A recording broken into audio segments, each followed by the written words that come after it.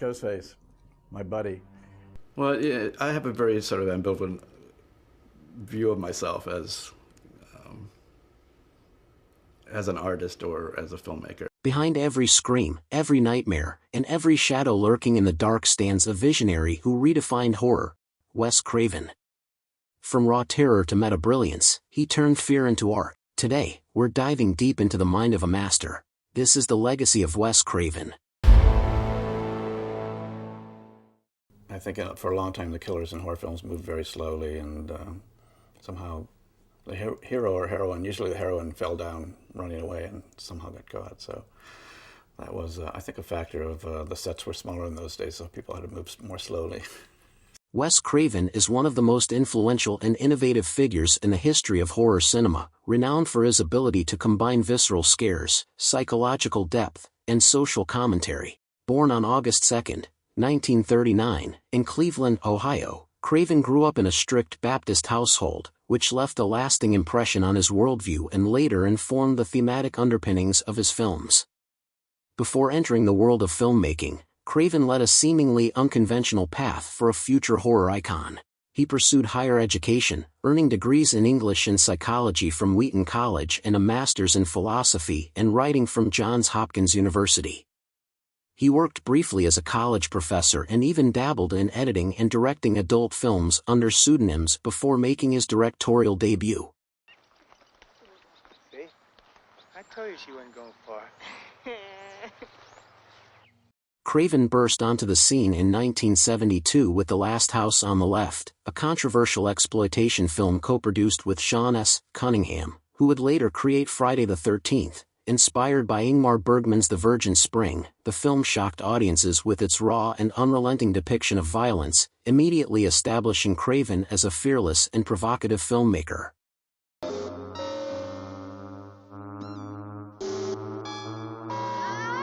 They wanted to see something different, but something different saw them first. The Hills Have Eyes. He followed this with The Hills Have Eyes, 1977, another gritty and unsettling story that explored the breakdown of civilization and the primal instincts of survival when a suburban family encounters a cannibalistic clan in the desert.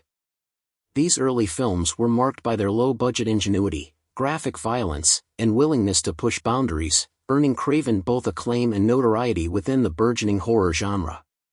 Get out! Hey, what was that? How are you going with my baby? Get out of the way, bitch!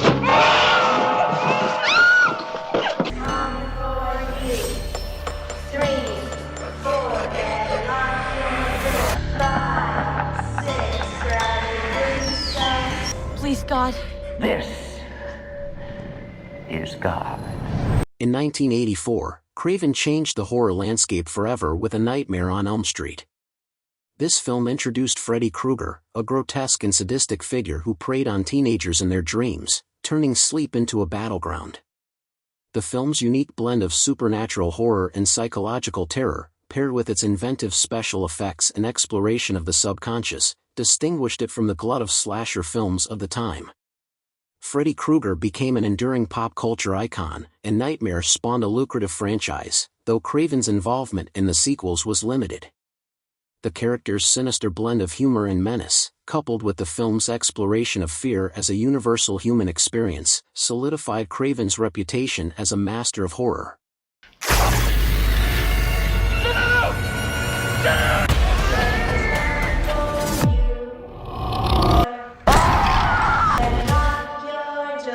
Craven continued to experiment with the genre throughout the 1980s and early 1990s. Films like The Serpent and the Rainbow, 1988, which explored voodoo culture in Haiti, and Shocker, 1989, a supernatural revenge tale, showcased his willingness to expand the boundaries of horror. Market, common mark. I'm doing a film about my nightmares as I'm dreaming them. In order for the movie to continue, it was dependent on me having more nightmares. Well, fortunately, I did.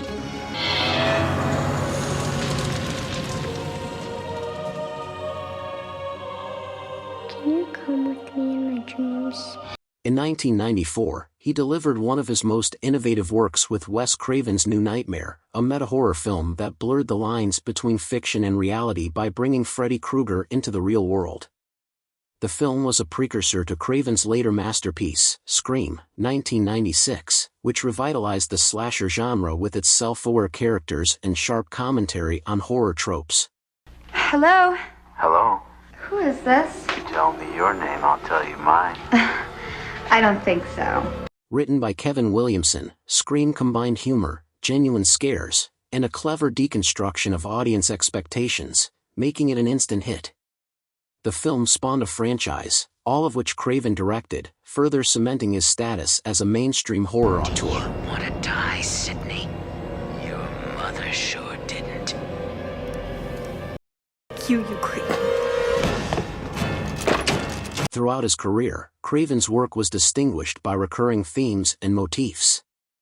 He was deeply interested in psychological horror, often exploring the subconscious and the thin line between dreams and reality, as seen in A Nightmare on Elm Street. His films frequently tackled the dynamics of family and survival, pitting close-knit groups against external threats in extreme circumstances, as in The Hills Have Eyes. Craven was also a pioneer of meta-narratives, repeatedly breaking the fourth wall to comment on the mechanics and clichés of the horror genre, as evidenced in New Nightmare and Scream. Additionally, his films often contained pointed social critiques, addressing issues such as class struggle, societal violence, and the exploitation of marginalized groups. In every neighborhood, there is one house that adults whisper about, and children cross the street to avoid. For instance, The People Under the Stairs, 1991, blended horror with social satire, critiquing systemic inequality and racial tensions in America. Craven's influence extended beyond his own films. He mentored aspiring filmmakers and actors, championing new talent throughout his career. He also occasionally stepped outside the horror genre, directing dramas like Music of the Heart, 1999, which earned Meryl Streep an Academy Award nomination. Despite these forays, horror remained his passion, and his ability to reinvent and redefine the genre multiple times ensured his legacy as one of its most important figures. From Freddy Krueger's razor-sharp glove to Ghostface's chilling phone calls, Craven created characters and stories that transcended the screen, embedding themselves in the collective consciousness of audiences worldwide. When Craven passed away in 2015, he left behind a body of work that not only entertained but challenged and redefined what horror could achieve. His films remain a testament to the power of the genre to provoke, unsettle, and inspire, ensuring that his legacy continues to shape the world of horror for generations to come. And I said, where did you get this? This is amazing. And we're doing a film about a ghost face guy. Can we borrow this? Yeah, sure. There seems to be a deeper grid that I've tried to find, and that is how the engine of life really works. And I think it works a lot off of violence, like it or not. And it works off a lot off of things that are not rational. Wes Craven didn't just make horror films, he made nightmares unforgettable and fear a universal language. What's your favorite Wes Craven film? Let me know in the comments below. And if you enjoyed this journey through his career, don't forget to like, subscribe, and hit the bell so you don't miss our next deep dive into the legends of horror. Thanks for watching, and remember, don't fall asleep. Miss me?